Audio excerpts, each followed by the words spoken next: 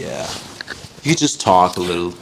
Can you hear me? Just straight. Yeah, Oh yeah. That's we're on the black one. Yeah, just keep going. What's keep up? saying something. Cheeseburgers. Blah, Blah, blah, blah, blah. Cheeseburgers. Blah, blah, blah, blah. Cheeseburgers. Cheeseburgers. Please burgers. Can I get a please burger cheese? Please burger cheeseburgers. I want to.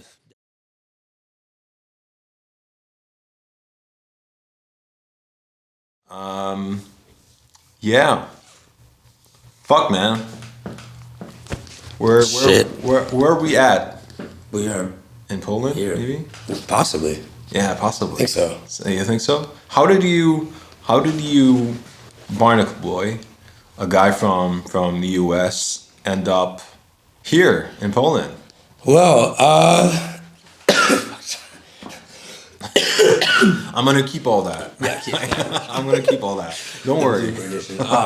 So I was, so in long story, mediumly short, I was in a relationship that did not go well, split up. I was kind of coasting around, the US as far as like just living and traveling and stuff. And I had a tour that I think my last stop was Reims in France. And my friend Leticia goes by Emerja, I think. She hosted me in her house while because she was also the person who got me on the radio show. And so basically, a week I was spending at her house, and she like lives on this property that has like 3 houses on it. Yeah. And I think they kind of all depend on each other to pay like the rent or whatever. And I remember she was like letting me take a nap upstairs, and like I came downstairs and I noticed she seemed kind of worried, and I was like, hey, like, is everything okay? And so it turns out I guess one of the neighbors randomly, abruptly decided, hey, I'm moving out tomorrow. So we're like, we don't know how we're gonna make this work or anything. And like, I'm like sitting there like, hey, I would love to move here. So I guess she spoke with the landlord. I ended up getting a very short-lived, but like a cool 2-story house in Paris, and lived there for like 3 months, and then I had to go back to the U.S. due to the 90-day visa thing. And then while I'm in the U.S., I find out that I guess I had forgotten that my landlord had said that his friend was going to be moving into my house at this certain month, and I had sent him the money, and then I get a return for it. I'm like, so Texas, like, what's up with that? He's like, I'm not sure if you remember me telling you, but like my friend's gonna be moving into your spot. So I went into panic mode. I'm like, oh shit, like what am I gonna do? So the first thing I did was like, because I don't want to be in America, and the first thought was like Poland. Like I would love to be in Poland, but I was like, basically at this point, anywhere in Europe would be better than the U.S., especially given like right now. And so I posted a story about if anyone had an available room, and you hit me up. Really? Yeah, you hit me up. It was literally within an hour. I remember that actually. Really? Yeah, dude. Yeah, it's crazy. Like, and like within the hour, I'm a good guy. Yeah, honestly, stand up guy for sure. And Holy shit! I kind of like I was able to, and then also big shout out to Arley, because she was able to pick up all my stuff that was boxed up from Paris and drive it all the way to Krakow. So who's Arley? Arley's my best friend. She's also like my videographer. She an angel in human form. I don't know. It's just the most pure person I know. And she means the world to me. She's just my best friend. That's really sweet. Yeah.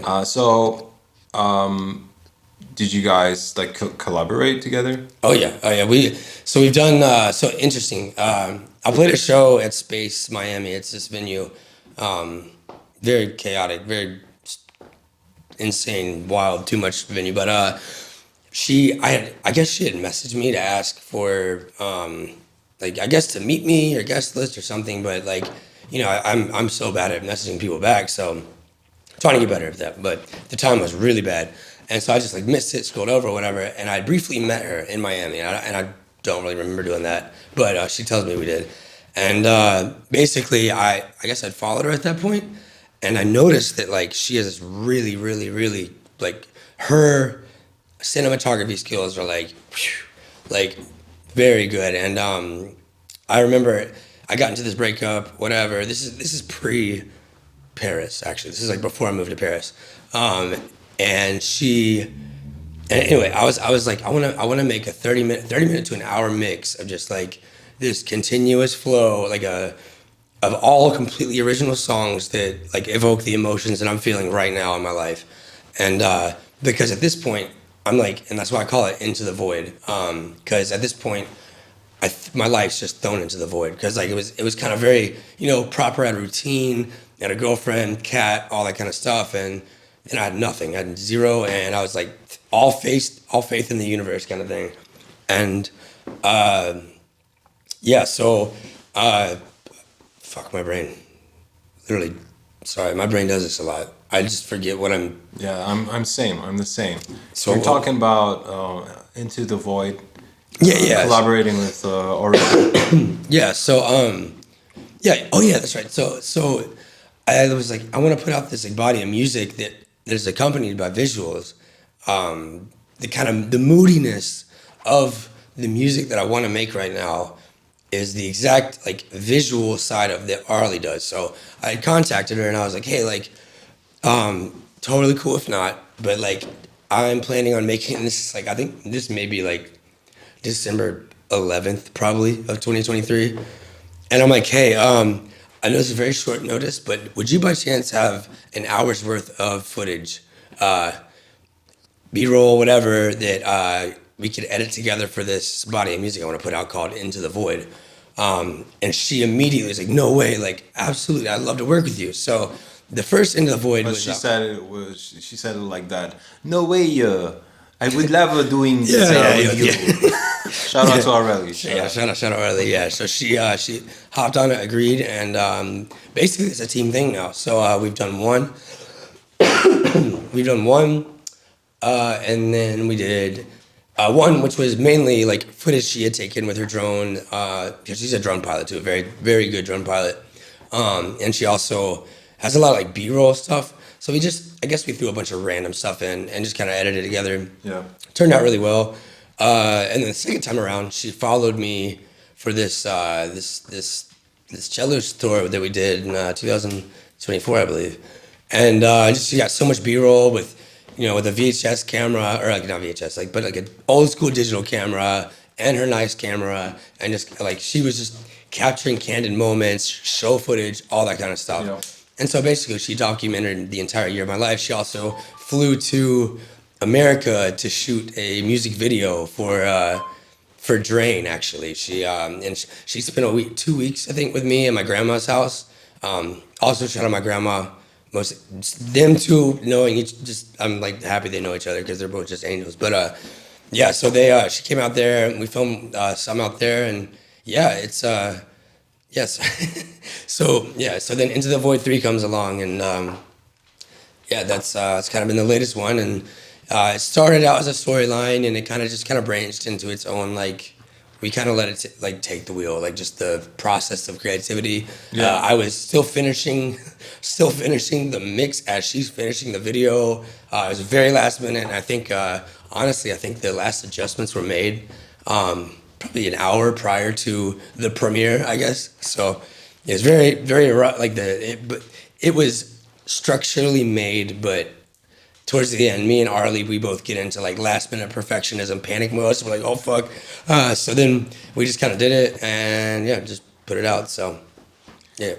So about the project, it's Into the Void 3, right? Yeah, the latest one is, yeah. So it was released a few weeks ago, right? Yep.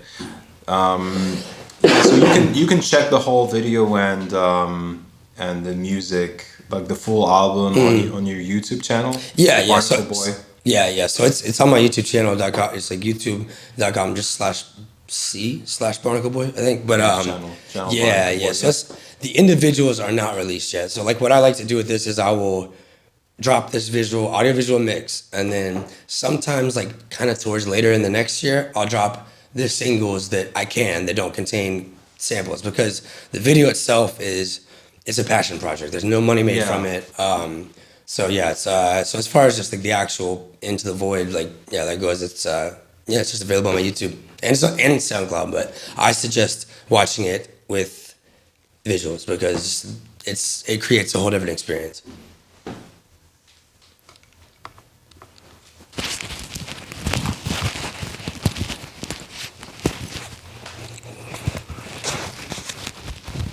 I haven't taken this off in literally like years. Is it? It's been like what is it? Huh? What is it? The Czeluść chain. Yeah.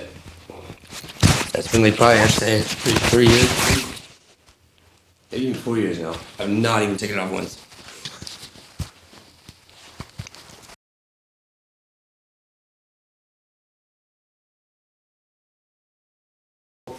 We're talking about the video for your album, and that was made by AURÉLIE. I really hope I pronounce it right. So tell me more about the locations, because I've noticed there's a whole bunch of locations there, like Asia and Europe. And Mars. We went to Mars. You went to Mars? Yeah. Elon sent us. We were actually the first prototypes. I was actually replaced with a robot humanoid. That's what I thought. Your obsession about Gucci Mane. No, about AI. It's selling. But you are AI. You can't spell Ian without AI. Oh, holy shit, that's nice. And also, you can't spell Philip without AI. Philippa. Yeah, do it. So tell me what made you like come to Europe and Asia? What made you travel? How did that happen? Wanderlust. That's the best way to put it. I've always felt that, like, I've needed to. Obviously it's just a general urge that most people have to travel, obviously, but like mine was like, I've got to do this shit because I don't want to end up being, on my deathbed and being like, I could have done that.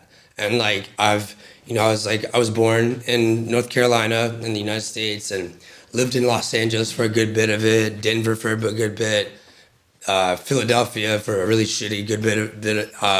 And I don't know, I was like, I really want to see like the world. And actually in 2020, before as the coronavirus had happened, and just before the bigger, I said, conflict between Russia and Ukraine had happened, I was offered to play a show in Russia. And that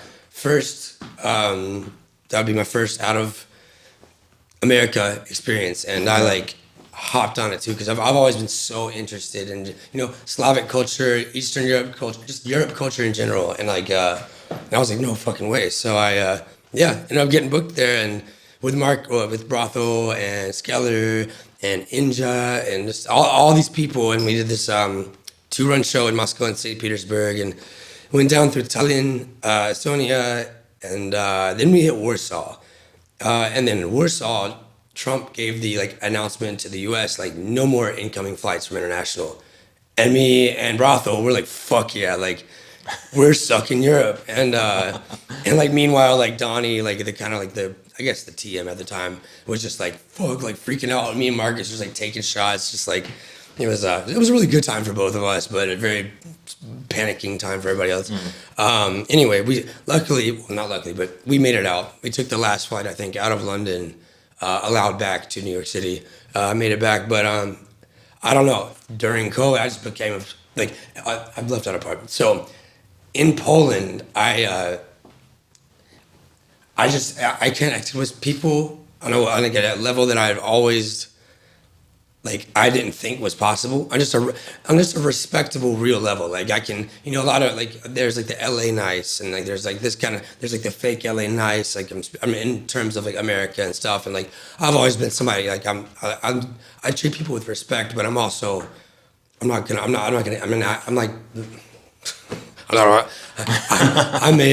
not an ass kisser. So it's really cool to see that respect can be given, but in a way where it's I don't know, I just feel authenticity come from Europe, and the same goes for in like Japan and and Korea, because fast forward after the Paris and the Paris and the whole that situation. Yeah, so going to Asia actually has always been a bucket list item of mine.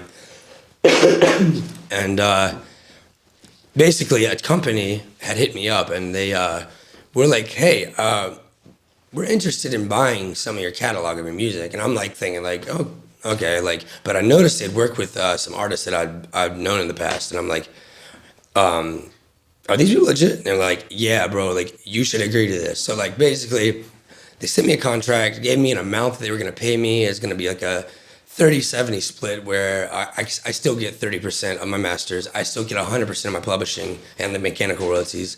But the amount that they gave me, I had never in my life possessed that kind of money. So I was like, I want to go to Asia. And so basically just hopped over to Asia. I had one show in Korea lined up, and that was the only like official show I lined up. But I was in Japan. I'm like, dude, I'd love to DJ here. And then in Japan, I smoked too much cigarettes, like way too many. I need to quit. We can hear. Yeah, right. And I'm in one of these smoking boxes, and this kid looks over at me and like he's like, "Yo, like, are you Barnacle Boi?" I was like, and I'm in the middle of Tokyo is huge. I'm like, yeah. He's like, bro. He's like, I'm playing a show tonight. Like, I would love for you to like come out. I was like, dude, I'm there 100%. He's a wave producer too. His name's Arsid. Super nice kid. And anyway, he asked me, he's like, would you like maybe want to like play too? I was like, dude, I would love to. Like, so basically that happens, and then it just by chance one of my homies, who is also like my transit driver for a festival I played in the US like years back, walks into the venue as I'm DJing, and I'm like, what the fuck, like, you're here. And then a jeweler from New York that knows my sister, who's also been a good friend of mine, walks in. So I'm like seeing people from like all these different parts of my life walk into this, and this isn't like a venue, this is like an office space like in Shibuya, like really high up. And I was like, what the fuck? And they're like, so my friend, he's like, yo, like we're actually doing this this other event, and like Night Punk is gonna be playing, like would you want to like do like a B2B with Night Punk? And I'm like, absolutely, I'd love to. Like, I love his music. I think that'd be really cool. And anyways, ended up doing that, and that was so cool. And then I went down to, and then I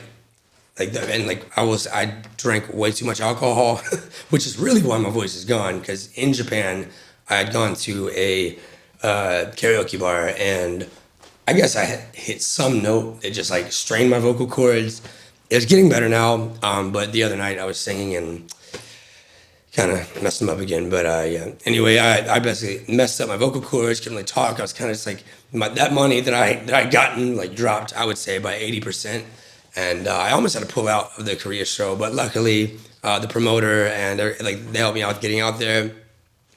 I get there, and I was wanting to sound check, but they were like, no, don't worry, but you don't need a sound check. I'm like, tell me we need a sound check. I get there, put the flash drive in, and this is like this venue is actually packed, and like dubstep for me, like just super wild shit, and my flash drive does not read, so I'm just like, oh fuck, and so I'm like, shit, like does anyone have a flash drive? Because I can't like sit here for this long with like so this guy like just hands me one, I plug it in, and I'm like, I don't know any of this music, so I'm like, first thing I play is just random dubstep songs, and finally, I'd say 40 minutes into my hour set, I'm like I really can't keep doing this. Like I gotta have somebody else hop on. So we came into an agreement where I'd play another show there, but I make sure my flash drive worked. And this time, actually, I brought my friend Relic, that a lot of people know him as I just got my head guy. And we ended up doing a set. It's funny because I just had my hair done. Did you really? No, but it's funny. It's funny. Yeah, This guy's great. Yeah, he's a friend of mine. He's a good friend of mine. He's so real, such a real dude. He's actually really talented too, and yeah, he's very just a solid guy. But yeah, so we were out there. We were kicking it. Korea. We would just meet up for no reason at all. We would just walk around, explore, walk into random buildings, go to these like markets and stuff, and that was a really good time. And then I had interest in going back to Vietnam because I've been in Vietnam. But that place is complete chaos, and like with I don't know. Maybe it's a good thing I didn't go to Vietnam on the way back, but yeah, that was a cool experience. I don't know. I guess just ultimately the drive for me in traveling is just, I love to just like immerse myself in new culture. I like to go into things blind. It's funny because like I've had the urge to go to Japan and Seoul my whole life, but I've done zero research on the places, like none at all. Like I didn't even look. Like, the only thing I did was I like to look at the maps before, so I have like a mental note of like, in case my phone dies, which it did die at one time. And while I was in Shibuya, I had to walk with the dead phone and look at buildings to find my way back all the way to Shinjuku where my hotel was. But yeah, I guess just wanderlust is the best terminology I could put for wanting to travel so much. So just being in other places, meeting new people, immersing in culture, and not being in America. That's the biggest one, probably.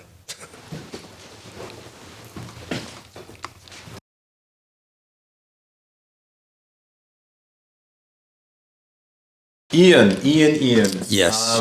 I would like to talk about Poland just slightly more. I'm asking questions. I'm just leading you to that story about Poland. And I asked you about Poland, but you said, you stuff a bunch about Paris, and then I asked you about your travels, and you said a bunch about Asia. Yeah, that's great. I have crazy ADD. But why the fuck are you here, man? Why did you choose Poland, or maybe why did Poland chose you? I think it was a mixture of both.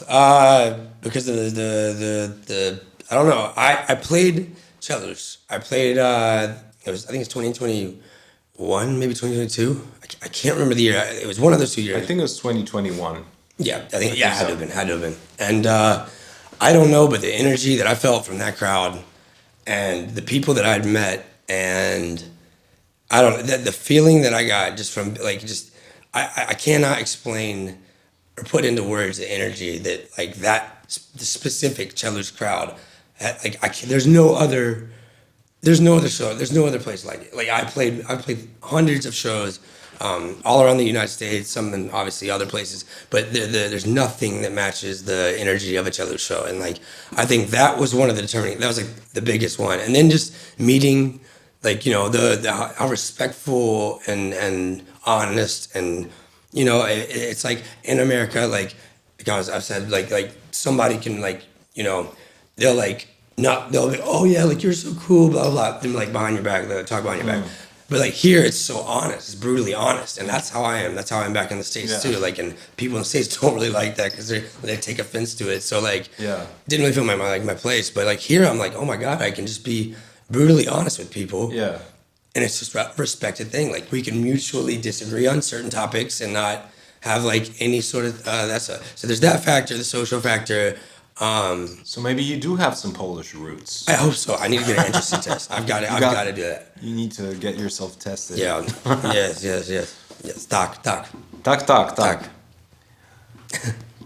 Yeah. So we're honest. Yeah, that's true. And the crowd loves you, and I think a lot of people recognize you nowadays. Here, right? Yeah. Like people know that this is the guy that lives in Krakow, somewhere in the center of Krakow. Yeah. And he's a music producer, and he's just going to Żabkas a lot. Yeah. Drinking Dzik. Yep. This is the vitamin drink. The vitamin water. I thought I'm gonna bring you more Polish stuff, but a friend of ours, Flipson, from Czeluść. Yeah. He brought me this root beer, non-alcoholic beer. You need to try this because it's a bit like kombucha or something. Okay. Try it right now. Yeah, please. All right. No, I think you just. I need to shake it up first. No, don't. It's because it's like brewed. It's like it's fermented. It's naturally fermented. It might be So it's kind of like a mixture of beer and kombucha. Oh, you're supposed to drink the drink. Yeah, it's next up. Yep. I'm ready. I'm recording actually. So my camera just died. Oh fuck. Yeah. No. Before. Oh, okay. Now it's fine.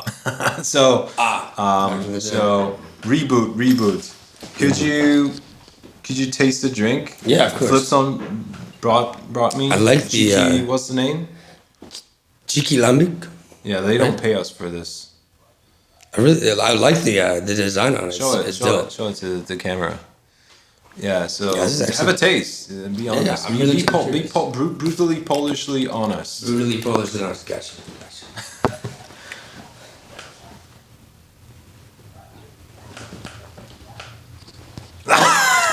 It's not bad. It's not bad. You fucking hate. It's a little bitter. Yes, it's a little bitter for sure. It's like kind of it's a non-alcoholic beer in a way.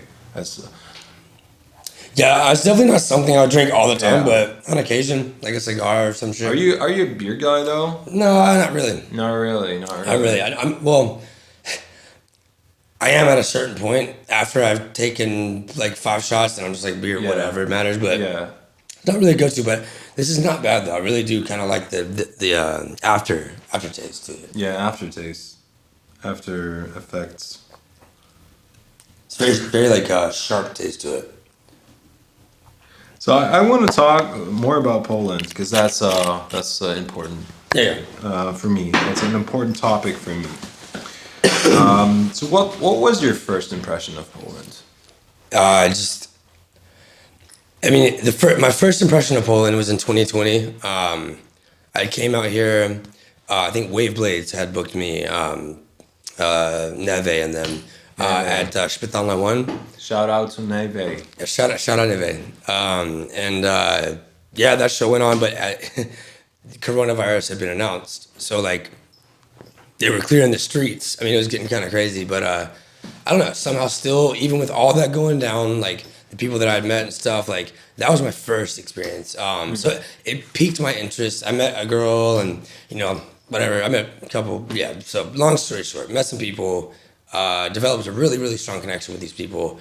And I actually made quite a few attempts to come out here, even during COVID, but it never worked. So I got my, little shots or whatever they gave you, and then came out here for Czeluść. And the first impression was just like, I don't know, it wasn't really culture shock because it was basically the way that I kind of treat life in general. It's like, I feel like I'm finally at home around people that like are like me. I mean, it's not like try hard, like they're just. I mean, like obviously every place has these kinds of people, but it's not LA. I'll put it that way. Yeah, because LA is. Yeah, I get it. So, wave music, wave community. People say sometimes amongst Czeluść and Czelopiski and people that are familiar with your music, and so wave community. Like you're familiar with all wave artists, probably, aren't you? Yeah, for the most part. I mean, since the TikTok boom and stuff, it's kind of exponentially multiplied by like a shit ton. So like there's a lot that I don't know, but the core people that like the OG people, I'm so close with basically all of them. So do you have any like relationships with some of these people? Oh yeah. I would have to say like Marcus Brotho, he's one of my best friends. Daniel Skeller, one of my best friends.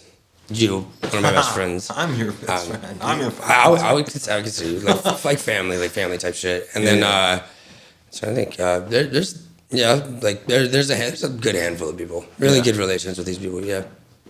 Yeah. So there are plenty of Polish producers as well, like Davos Doctor. Oh, Davos Doctor. Yeah. Forest. Yeah. Biggest inspiration. So both of them. Was he like an inspiration for you? Like Forest? Yeah, 100%. Yeah, like I remember, I think I was living in Denver at the time. No, because it's like, I don't know, whatever year Sorry came out, the music video for it. Yeah. I don't know, I think I was in Denver, but I don't know. I was somewhere fucking off in America. And I would smoke weed and just watch music videos of like underground music every night. That was like my therapy. And I kept hearing Young Gud was like the first, like for me, like the first. But then somehow I see this like thing that says like Wi-Fi Boy Sorry pops up, and I'm like, oh, this looks interesting. I click it, and I'm like, oh my god, like this is not far off from what I make already, but like this is like inspiring me times a million. And yeah, so like the Wi-Fi boys, I guess Forrest and Geds, both really like took my inspiration to actually like put my like all, I guess, into this project to like the maximum. So yeah, and it was interesting too because like Barnacle Boi started out as a joke. It was like not like the name Barnacle Boi. Yeah. It was I was going under a totally different alias at the time, and I was like, what name can I come up with? Well, people are like, what the fuck is this gonna sound like? And they click it, and they're like, oh shit, like it's not bad. Oh, So it was a joke, huh? yeah, at first. Interesting. Now it's just. Yeah, I mean, it's a good name. It's a catchy name. Yeah. I was listening to a lot of UV Boy at the time too, and he spelled it with an I. Yeah. So I was like, all right, let me maybe do that. So what was your previous alias? Which, the one before Barnacle Boi or the one before that one? There's a lot. There's a lot. Yeah. Sightlow. Sightlow. W. Yeah. But you do have another project.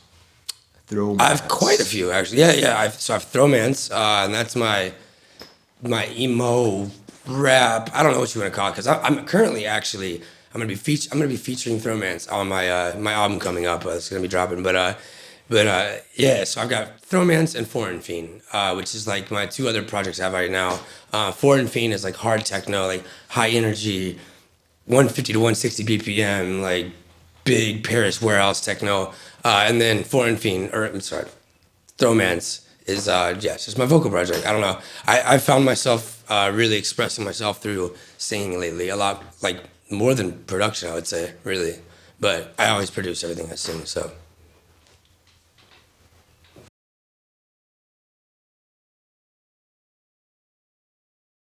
What's your plans for Barnacle Boi project for the future? I have quite a bit.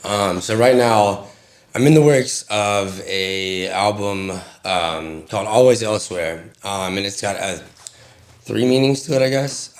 Because like when you write an email or something or a letter, like you always you can write always, comma, your name. So that's why there's a comma and it's like always elsewhere. Because I mentally, because of my ADD and whatever I got going on up there, I'm always, my head's just all over the place elsewhere. Yeah. Physically, I'm always somewhere around the world, and it's just it's symbolic to me. So it's 21 songs. It's going to be a 21 song album, and currently in the process of debating on releasing it in 3 different parts. Like a 7-track album, 7-track album, 7-track album, because I'm a fucking psycho and I love numbers. And 777. 777. Yeah, exactly. So yeah, because then that's also why I put 21 songs, because 7 times 3 is 21. Yeah. But yeah, I sound crazy right now. Promise I don't have schizophrenia. But anyway, yeah. So that's the biggest thing right now for me. Following that, I have a pretty hefty U.S. tour coming up, North America tour. We're trying to tap into Canada, maybe Mexico, but given the current state of the America, there's no telling how this is gonna go. But yeah, so far I've got I think 17 total dates announced. We got phase 2 coming soon, and that's gonna take place in a couple other cities. Where I think LA is gonna be one of them, and a few other like major markets, I guess, in America. And yeah, so that's that for that part. But I really would like to end up turning it into a starting in America, going back to Asia, and then coming around and then hitting back here in Europe and doing a Europe tour. So turn it into like a world tour based off of how it goes in America. So there's that, and then I also I've got a lot in the works for my Foreign Fiend project too I'm not going to discuss right now, but I've got a lot of stuff I'm working on for that. I'm actually, I will say one thing about it. I'm going to be featuring all my projects on my own album as a separate, Barnacle Boi featuring Foreign Fiend. That's going to be like the techno songs or whatever. Barnacle Boi featuring Throwmans. That's going to be the more vocal based, rap-y kind of stuff. And then it's going to be like Barnacle Boi. And then, yeah, so album's big. I'm currently under new management. We're in kind of a trial run right now. We're seeing how that's going to go.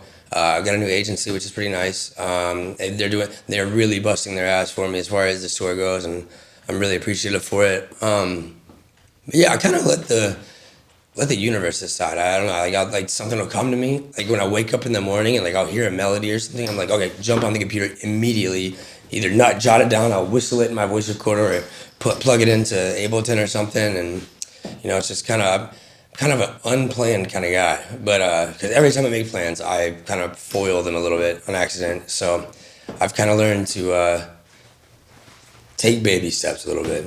I'm still learning to take those steps because I kind of still doing everything at once. But yeah, that's the future for now. I'm just figuring out whenever I have to turn into Barnacle Man because I'm 33 years old now, so I don't feel weird like boy. But we'll see. Barnacle Elder, I don't know. Barnacle. Barn. Bar. A barnacle bar. Barnacle bar. Barnacle rhubarb. Rhubarnacle boy. Or barf. Barfacle boy. Barfacle boy.